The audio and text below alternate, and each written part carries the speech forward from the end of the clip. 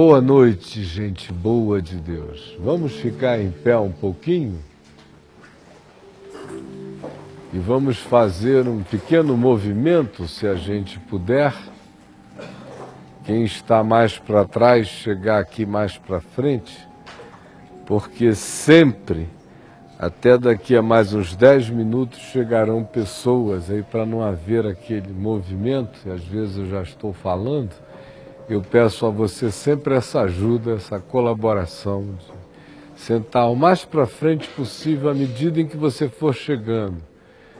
E aí, quem chegar depois vai chegando sem criar o tumulto, o movimento que às vezes distrai tanto quem está aqui como quem está em casa. Tá bom? Então fique livre aqui para chegar e sentar na frente. Não é um banquete de fariseus, não. A gente está livre desse mal. Venha na liberdade e se assente, tá bom? Você conhece todo mundo aí perto de você? Ou atrás? Se não conhece, se apresente.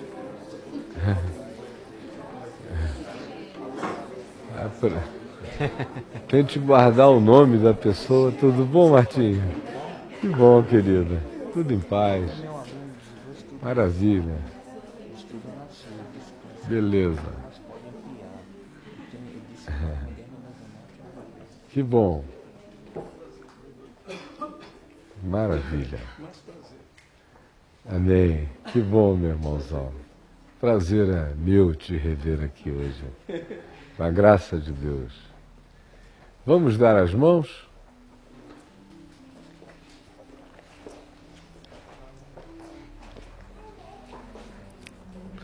E vamos juntos, iniciando a nossa meditação em busca de encarnação no caminho do discípulo, orar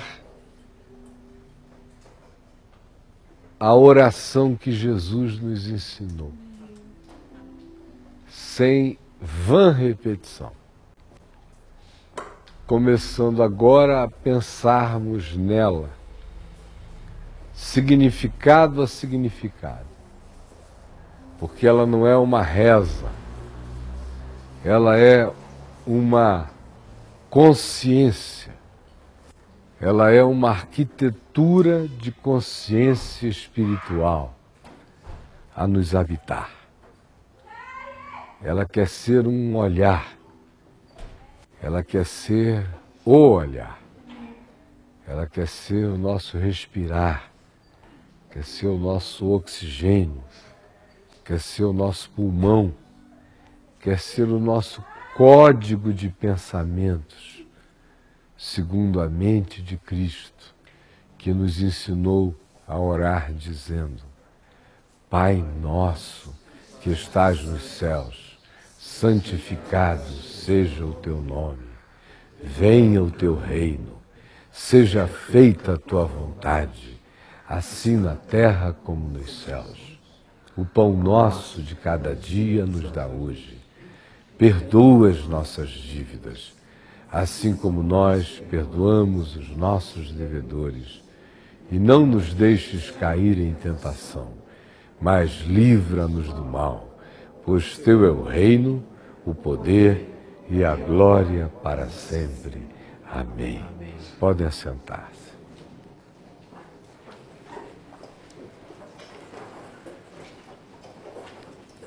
Anteriormente a ter ensinado aos seus discípulos esta oração, Jesus tinha dito duas coisas. A primeira é para que eles abolissem do coração a oração como performance, como demonstração, como expressão de piedade pública, e entendêssemos o significado dela. Ela é como o amor. Ela só vale na espontaneidade que a torna secreta, ainda que quando feita publicamente, é secreta se é sincera e é para Deus. E é secreta quando a direita não se jacta com a esquerda sobre a piedade da direita que ora. Ela é secreta quando o coração busca também ao Pai, sempre em secreto. Ela é secreta quando ela faz a viagem dos pensamentos que incessantemente são levados diante de Deus, para sobreviverem como pensamentos na nossa mente apenas se puderem existir ante a luz da verdade, segundo o Evangelho. Esse é o primeiro chamado.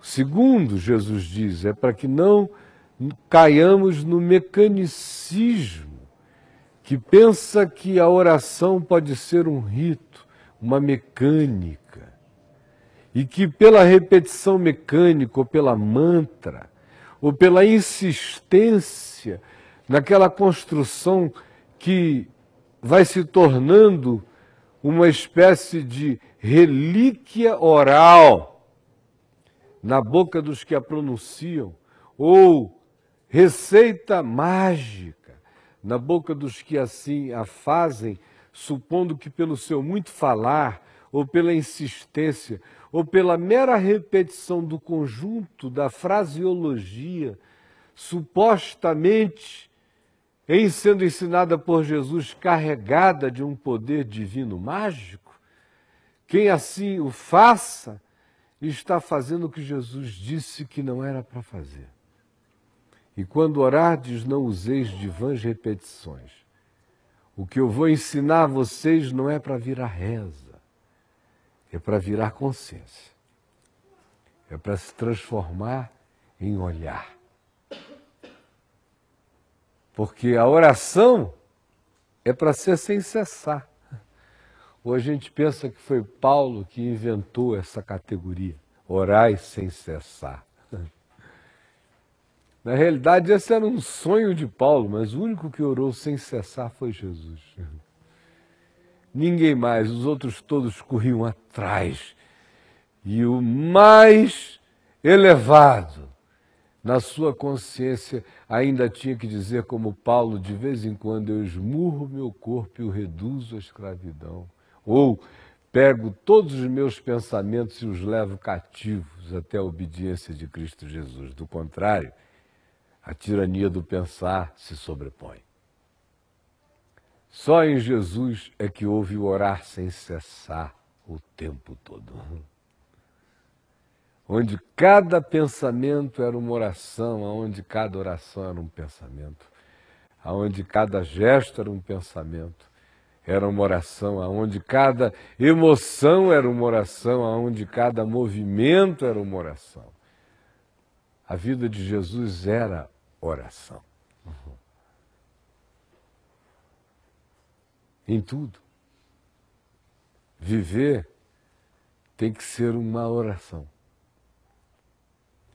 E o discípulo, quando chega nessa compreensão, ele começou a discernir de fato o significado de se entregar à manufatura da graça, à intervenção do oleiro no modelamento do nosso homem interior. É quando a gente chega aí. A oração não é performance. A oração não é mecânica. A oração, ensina Jesus, é o olhar da vida, é o ser, é o estado contínuo de quem quer que ande com Deus, se transforma num ser oração, num ser orado, numa oração sida pelo ser que a encarna. E eu dizia, vocês pensam que foi Paulo que inventou essa categoria? Foi Jesus o único que a praticou e foi dele que Paulo aprendeu o orai sem cessar, quando ele disse vigiai e orai para que não entreis em tentação. A menos que você me diga que há horários do dia, da semana, ou do mês, ou do ano, quando nós somos avisados por Deus que estaremos imunes à tentação. Do contrário, a tentação é uma possibilidade cotidiana e ininterrupta. E assim, quando Jesus disse, vigiai e orai para que não venhais a cair em tentação, ele está dizendo, orai sem cessar. Ora, se é ele quem estimula o orar sem cessar, quando ele nos ensina a orar, ele nos ensina a oração que não deve cessar. Portanto, que não dá para ser repetida, porque ela não é um conjunto de frases, ela quer ser um caminho, ela quer ser o pavimento, ela quer ser o entendimento, ela quer ser a compreensão, ela quer ser o olhar, ela quer ser a respiração, ela quer ser a resposta, ela quer ser o valor mais profundo, ela quer ser o código mais definitivo, ela quer ser a arquitetura e o arcabouço que confinem os nossos pensamentos à liberdade. Por mais paradoxal que lhe pareça, confiná-los à liberdade é deixá-los sob a obediência do Evangelho. É só assim, no confinamento da liberdade segundo o Evangelho, que a minha mente permanece livre. Do contrário, ela já caiu na cilada e no engano. Isto dito, o que se deve afirmar é o que Jesus, ao dizer que estava nos ensinando a orar, estava, portanto, nos ensinando o viver. Porque a oração que não seja vida não me ora diante de Deus. E a vida que não seja oração não se apresenta como fé e consumação diante de Deus. A oração me demanda a prática segundo o pedido. Demanda que eu me torne resposta à minha própria oração. E demanda que a resposta à minha oração seja o viver da minha vida segundo o Evangelho. Se eu compreendo isso, eu comecei a aprender o significado de orar. Se eu não compreendo isso, eu posso ficar com calo nos joelhos. Eu posso marcar a hora de começar a oração, de terminar a oração e jamais orarei. Eu posso expressar oralmente pedidos e verbalizações supostamente endereçadas a Deus, sem que a oração seja de fato aquilo que chegue diante de Deus, porque antes se tenha sido orado em mim como vida e como fé.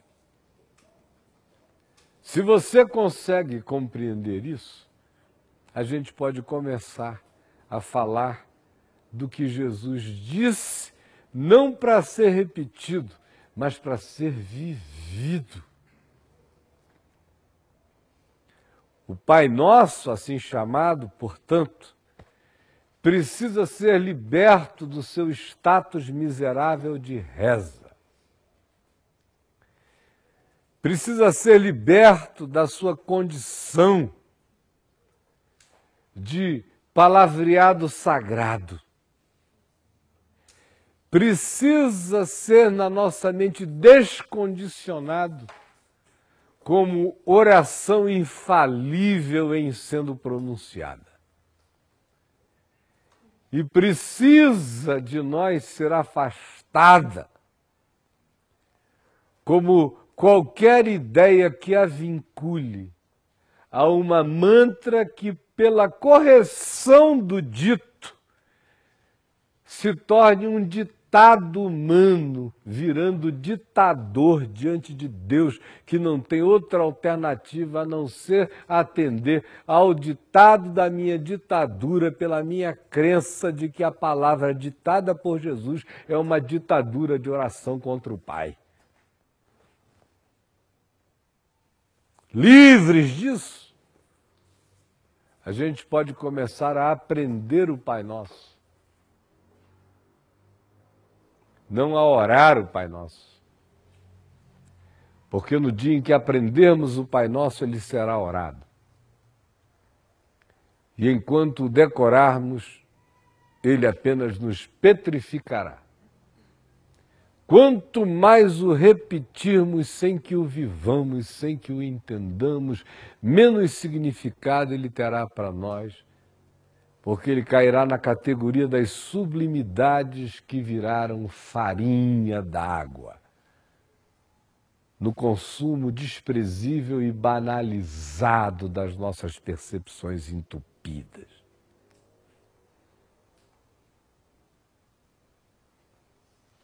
Pai Nosso, começa Jesus,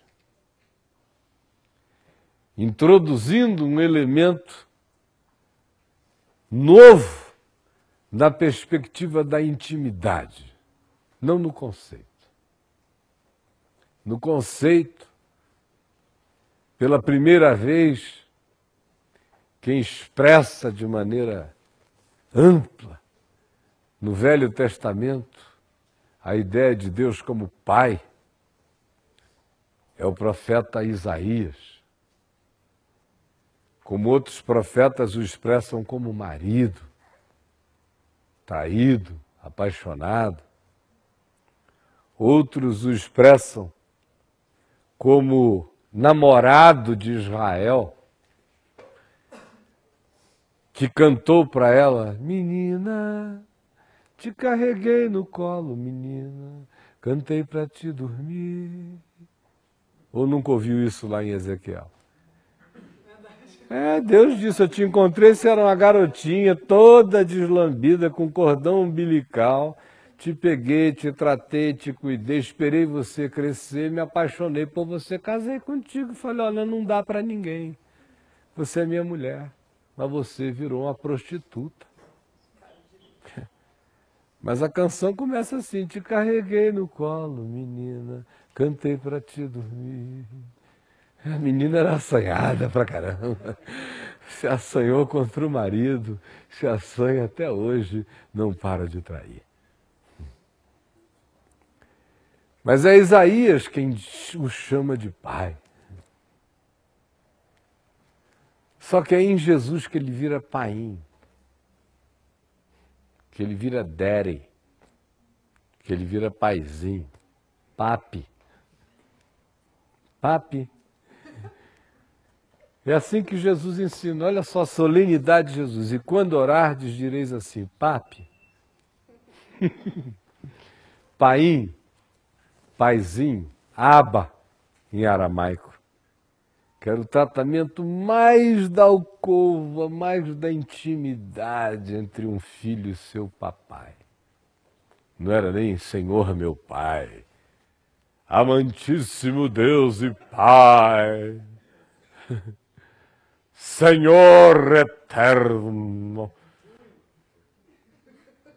Santo, Santo, Santo é o teu nome. Aleluia. Aleluia. Tem que ter um aleluia. Glória. É. Agora vem Jesus. Parece mais um pai de santo. E quando orar, diria assim, painho. Papi. Paizinho. Daddy. What, sweetheart? Paizinho.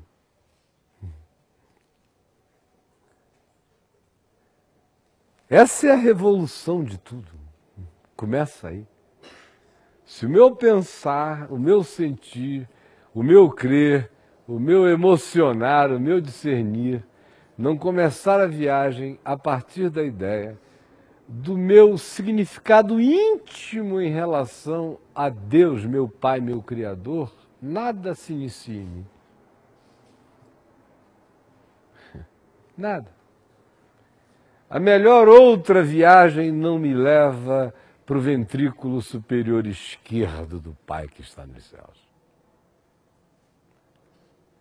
Por exemplo, você tem a alternativa dos deuses impessoais, como o antideus budista, que, por definição, não é Deus,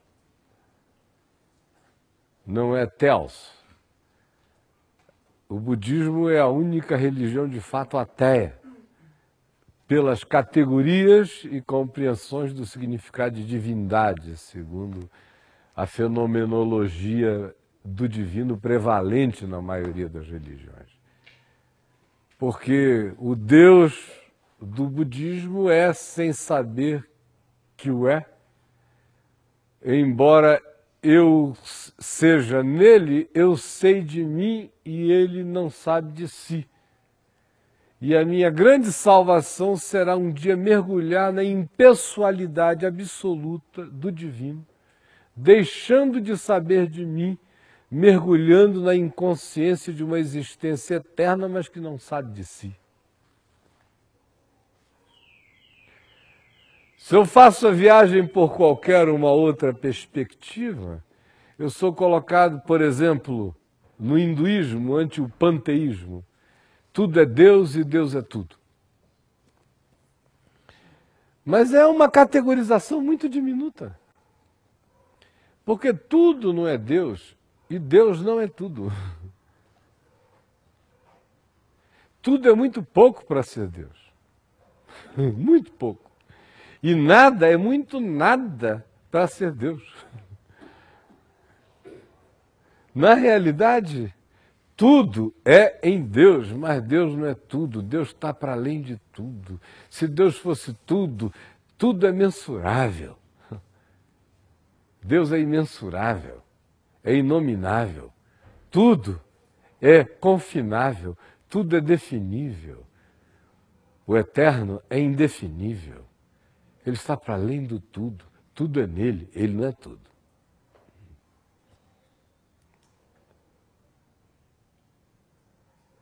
Agora, isso não me faz encher-me de amor apaixonado pelo Criador. No máximo, me dá aquela consciência, pela mecânica de ambas as religiões mencionadas, todas reencarnacionistas, de que, determinado pelo ente superior, que é tudo e é nada, ou que, em sendo, é sem saber que o seja, determinou, todavia, que o meu processo de purificação para mergulhar no nada, que é tudo e não sabe de si, tem que ser um caminho de compaixão, sabendo eu de mim, sem que ele saiba de mim. Mas eu sei dele, ele não sabe de mim, e eu tenho que ser compassivo na vida para poder ter a bênção de um dia, em abandonando todas as minhas pulsões carnais e egoístas e tudo aquilo que circula em volta dos cultos ao prazeres, entregando-me, portanto, contra isso cada vez mais ao amor e à compaixão, faça assim, buscando alcançar justamente a extinção disso, que teoricamente me elevaria a alcançar aquilo que em eu achando vai me fazer esquecer de todas as compaixões. Não tem pai aí, não tem intimidade, não tem comunhão. No máximo tem sininho de oração para ser embalado pelo vento. Energia para vibrar. Mas não tem anjo com o qual a gente possa se atracar e sair no pau. Não tem Deus pai, não tem Deus marido, não tem Deus namorado, não tem Deus inimigo pelo amor, não tem passionalidade divina, não tem misericórdia divina, não tem intervenção, não tem milagre. Não tem invasão do absurdo no tempo e espaço. Não tem. Para ter, tem que haver Paim. Que estás nos céus como metáfora, porque os céus dos céus não podem contê-lo. Ele, todavia, habita com o quebrantado e o contrito no coração, de modo que os céus dos céus estão aqui dentro de mim. Porque se ele não cabe do lado de fora, mas cabe do lado de dentro, estás nos céus, esse céu tem que começar a se estabelecer como ambiência da plenitude de Deus em mim. Mas Jesus disse, Paim, Paizinho. E esse é um chamado a toda e qualquer abolição do medo de Deus na existência da gente. Quem diz Paim não tem medo. Quem diz Paim está certo da intimidade. Quem diz Paim conhece o caráter dele, sabe que ele gosta de aconchego, adora cafuné. Sabe que ele gosta de ninar, botar no peito, ver a gente farto e desmamado. Sabe que ele usa as imagens de carregarei no colo os cordeirinhos, os que não foram desmamados, eu mesmo guiarei pelo caminho.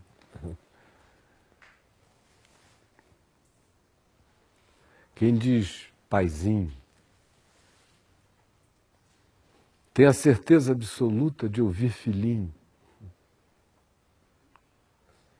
Quem diz Paizinho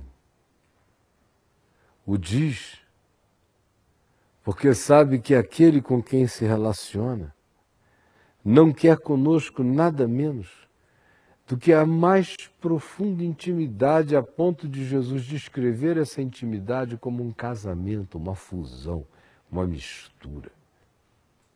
Eu neles e tu em mim e eles em nós. Paizinho.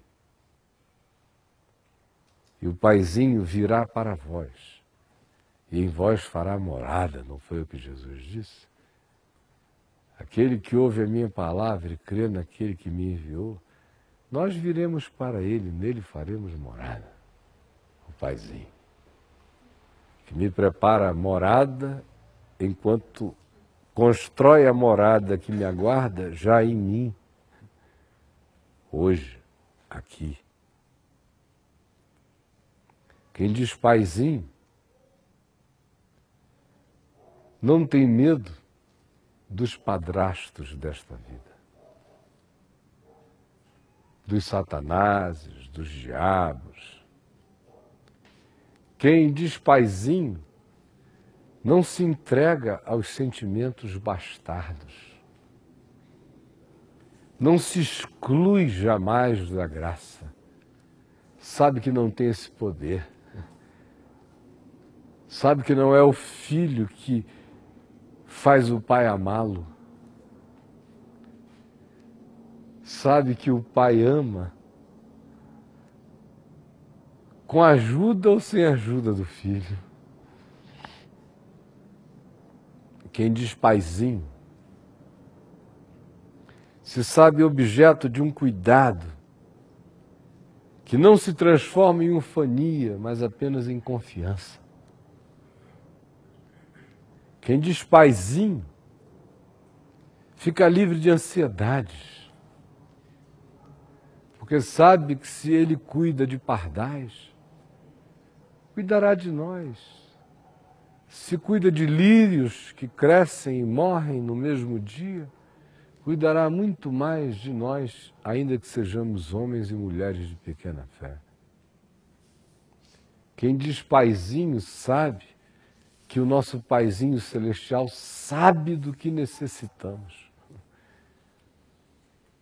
Sabe do que necessitamos. Quem diz paizinho discerne que o grande convite de Deus para nós na vida é para a abolição de toda e qualquer burocracia que nos faça olhar como um patriarca cósmico e não como o paizinho que rola na cama comigo e que me chama para sentir também o cheiro da fronha do céu.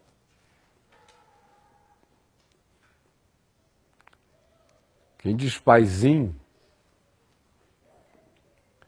não tem medo de ser rejeitado. Mesmo quando tem que confessar, é pecado. Quem diz paizinho prefere aproximar-se dele ante cujos olhos nós somos um flagrante, com a confissão do nosso flagrante, do que tentar criar o ludíbrio do auto-engano de que seja possível esconder profundamente de Deus em nossos corações as coisas que diante dele não são vida e sim morte para nós. Quem diz paizinho tem vergonha de ser hipócrita, porque se sabe amado e porque ama, e porque não quer trair o amor do Pai. Quem diz paizinho não tem mais panteão algum diante de si, não tem mais referência nenhuma outra, a não ser aquela que fez Jesus afirmar aos seus discípulos: vocês não têm guru, vocês não têm mestre, vocês não têm nem pai.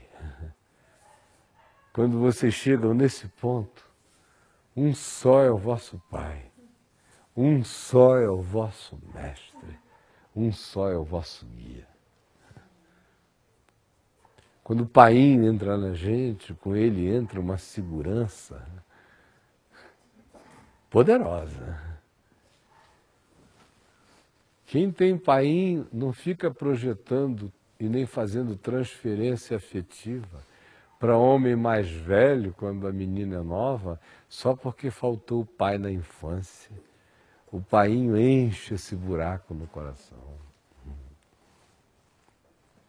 Quem tem paizinho não tem história de orfandade para contar.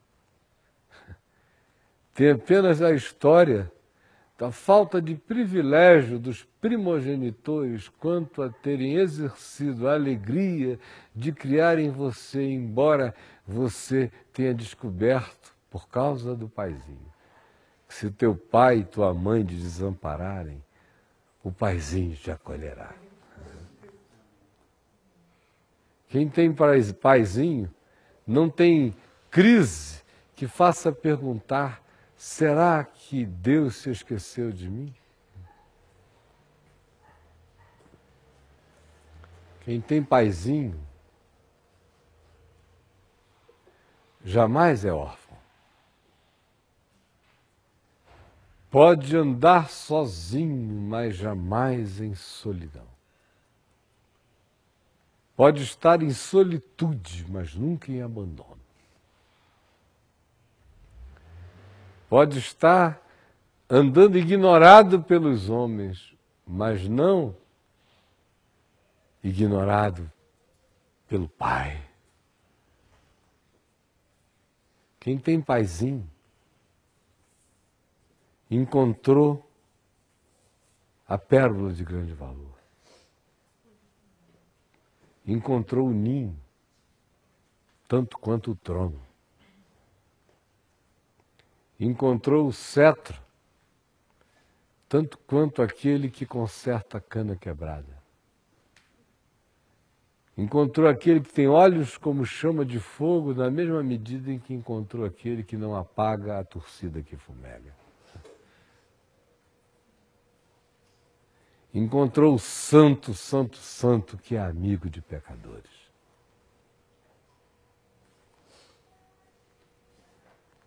Quem diz paizinho, no mínimo minha gente está dizendo isso. Mas é óbvio que para além disso está dizendo muito mais. O muito mais, todavia, ficará para quarta-feira que vem. Porque ele diz, paizinho nosso. Se eu começar a falar no nosso agora, nós não acabamos hoje. Porque o nosso vai mexer conosco. Vai mexer com as nossas inimizades em relação aos nossos irmãos. Enquanto a gente fica chamando ele de painho e sentando a vara nos outros. Vai mexer com as nossas contradições. Vai mostrar que mesmo chamando ele de painho, tem gente que constrói o altar de Caim, não de Abel.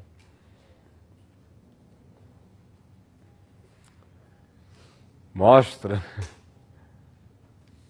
que a gente pode aprender o diminutivo e se diminuir com o diminutivo, ao invés de se superlativizar com a intimidade que o diminutivo painho propõe.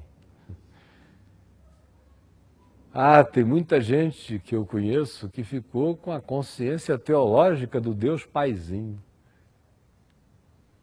mas continuaram diminutivos em sua alma porque aprenderam a informação. Não se deixaram formar infinitamente pelo que o significado da relação com o paizinho produz na gente. Dilata o ser.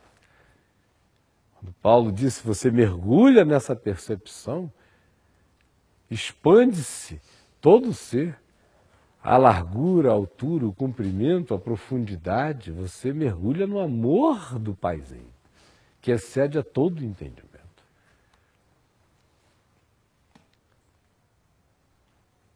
O diminutivo como informação e não como relação só gera o diminutivo existencial na gente, não produz a ampliação do ser, que só acontece quando paizinho não é um diminutivo de Deus, significa intimidade com Ele.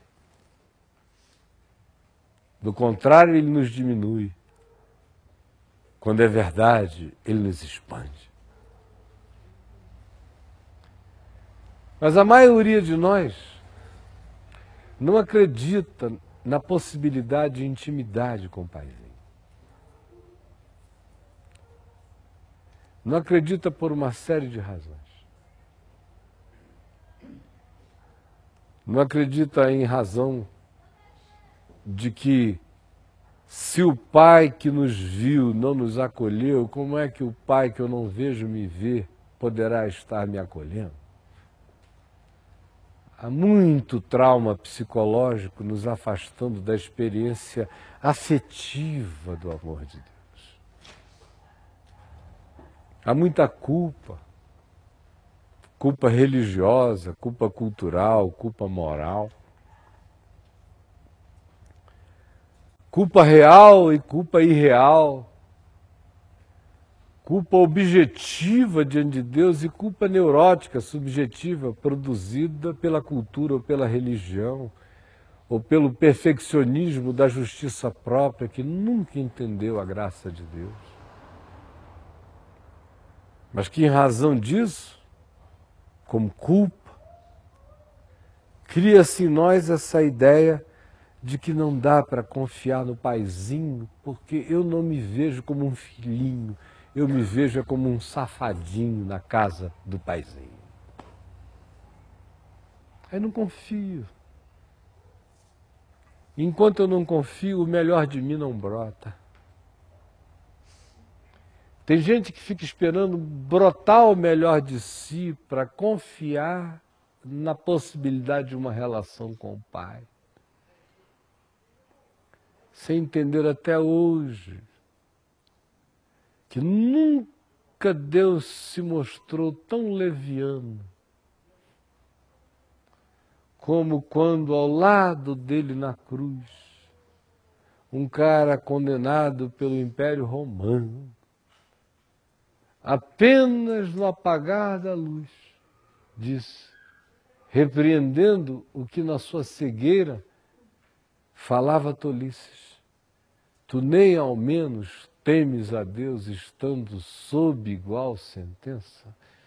Nós, na verdade, com justiça, porque estamos pagando o que os nossos atos merecem, mas este nem o mal fez ao que ele veio a dizer em seguida, Jesus, lembra-te de mim quando entrares no teu reino. Ao que Jesus lhe respondeu hoje mesmo, olha a leviandade, sem rito, sem batismo, sem purificação, sem purgatório, sem tempo de penitência, sem nada. Hoje mesmo, daqui a pouquinho. O cara falou isso aí pelas 3:30, 4 horas. O sol se punha às 6, o dia acabava às 6 horas para os judeus. Jesus disse, segura a onda. Daqui a pouquinho você vai estar comigo no paraíso.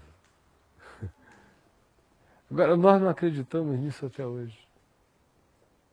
A gente não acredita no perdão de Deus, na graça de Deus, que Deus é Pai. Aí a gente fica vivendo a síndrome do filho mais velho, morando na casa do pai, às vezes até chamando ele de papaizinho, mas distante como Andrômeda está de nós. Sem intimidade, tratando a Deus com etiquetas, com liturgias, com formalidades, com expressões. Tem gente, às vezes, que eu vejo ali no Papo de Graça, fica chocada quando eu digo assim, só tem viado. Aí logo depois eu oro por doente, por endemoniado, por não sei o que, o cara não compreende. Que eu passei dessa, que eu não falo um palavrão. O coração está noutra. Eu passou disso daí. Você está ali, ó, mergulhado numa comunhão ininterrupta diante de Deus. Eu não quero ter palavras para os homens que eu não possa repetir na luz de Deus, na presença dos deuses, na Assembleia Celestial. Não quero. Estou tentando desistir de todas.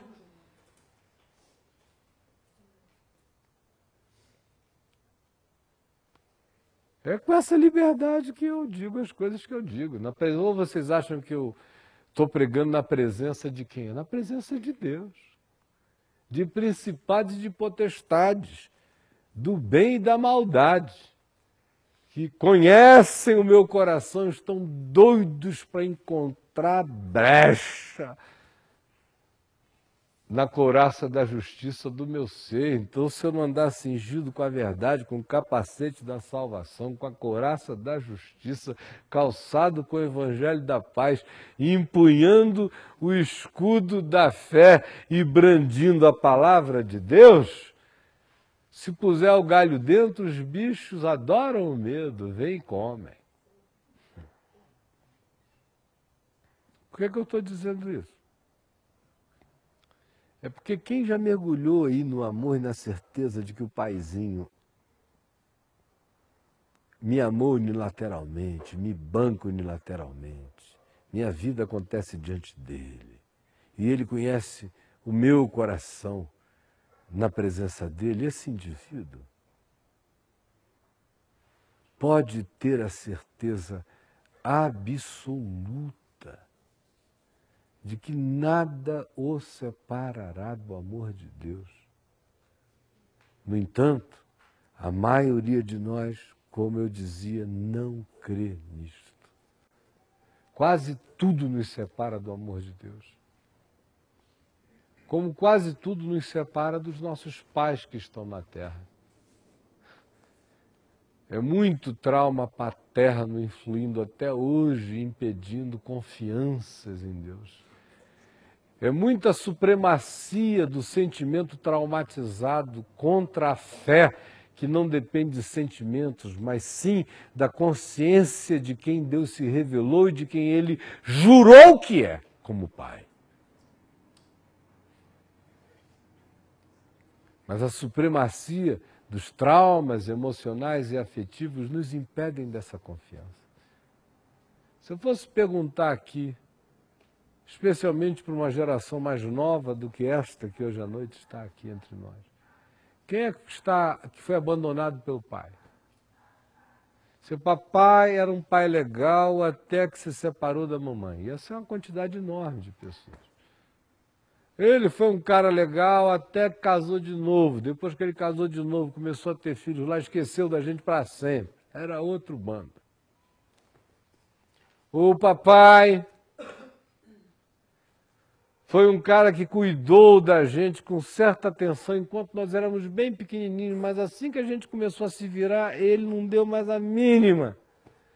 Viramos estivadores dele.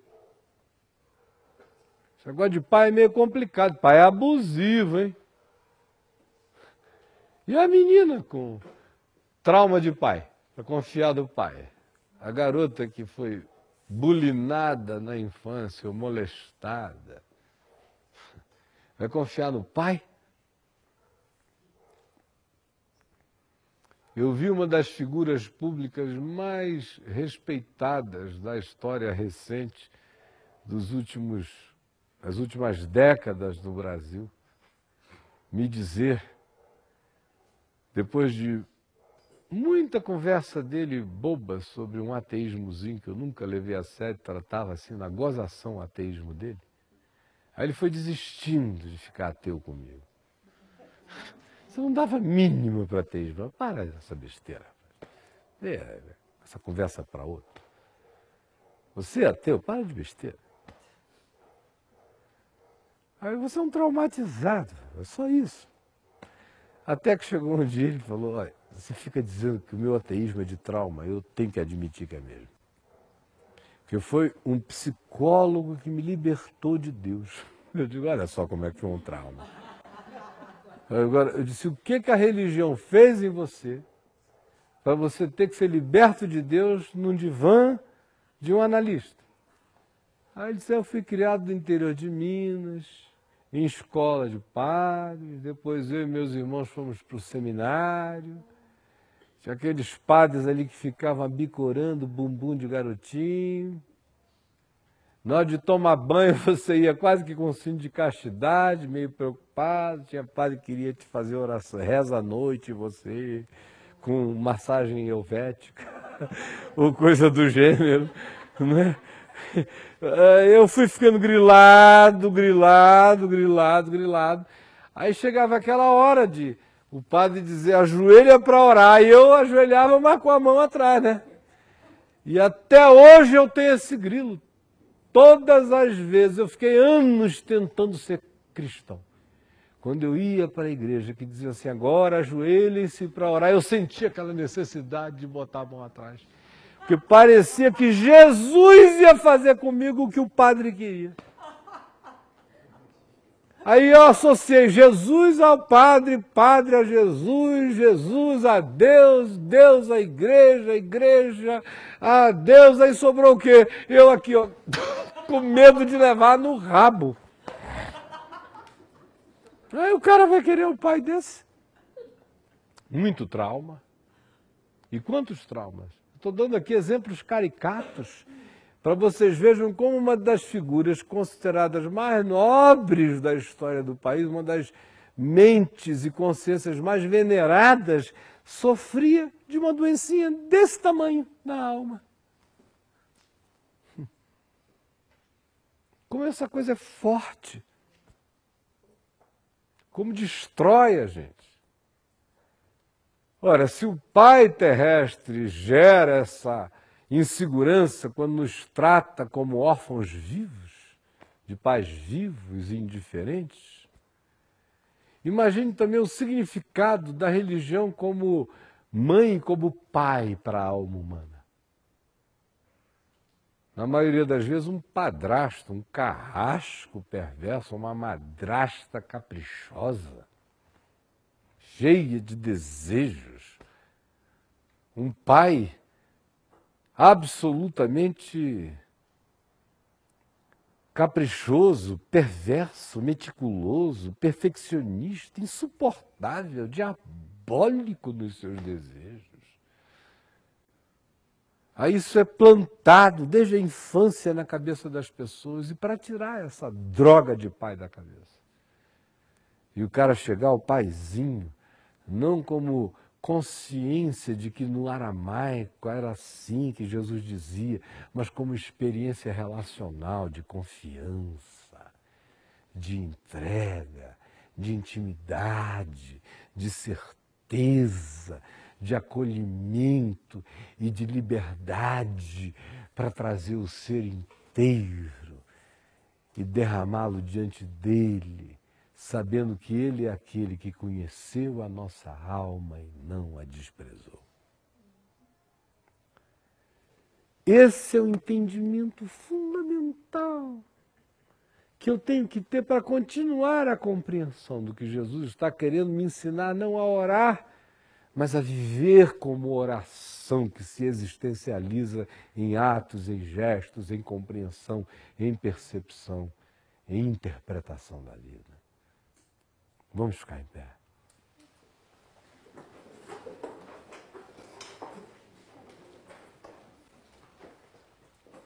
Quarta-feira que vem, nós vamos estar aqui para ver as implicações do paizinho incidindo sobre nós, sobre o nosso. Pai nosso.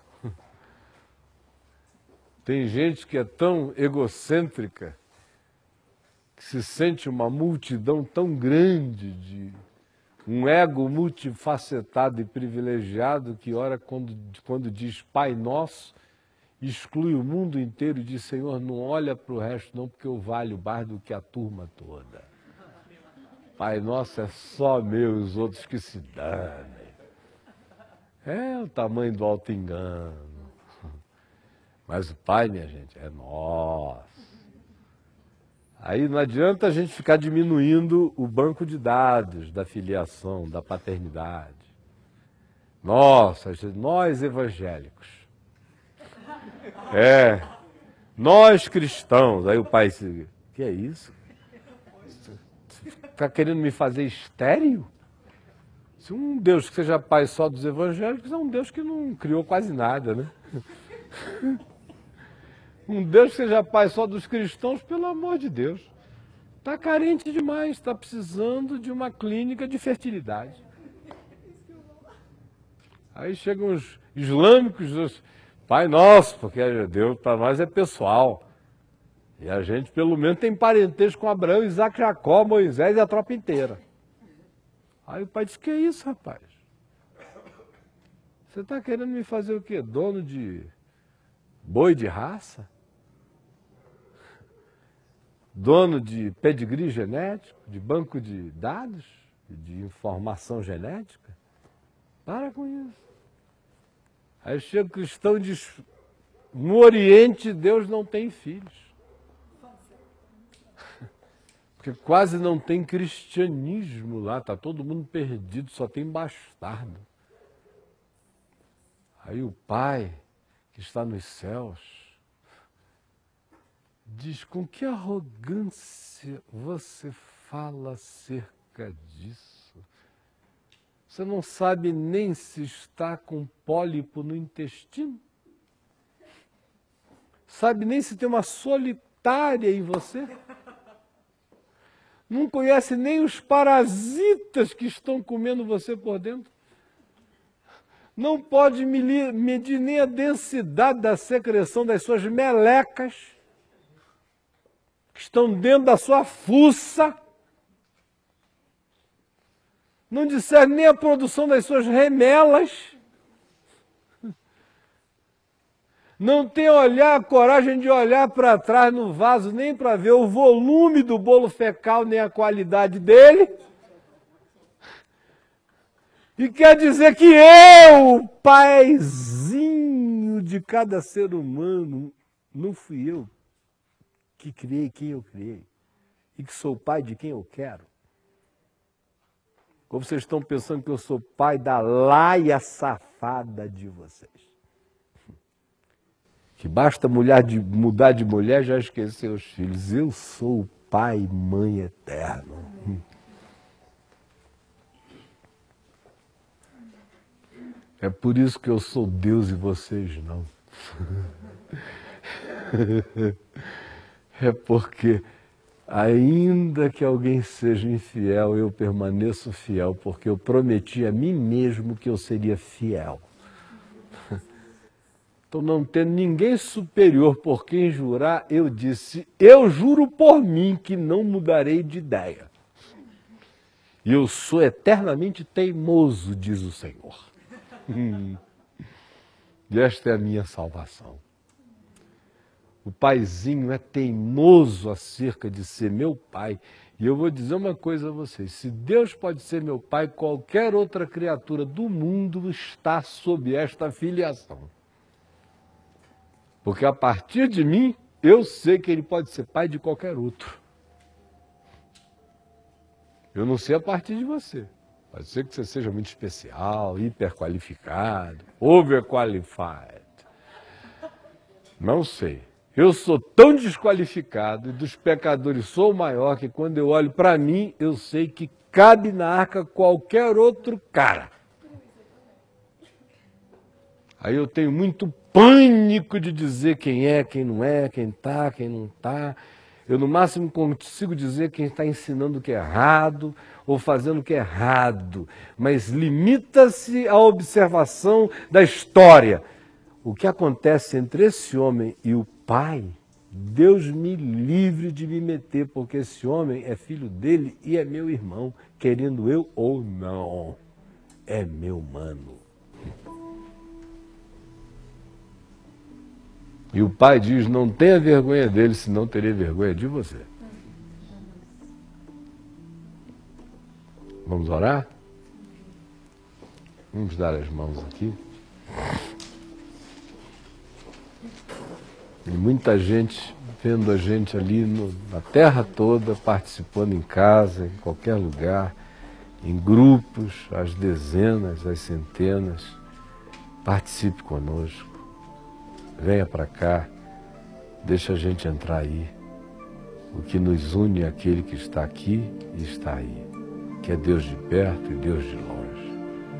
Senhor Jesus, obrigado pelo paizinho, que não é um diminutivo que diminui, não há diminutivo mais exaltante,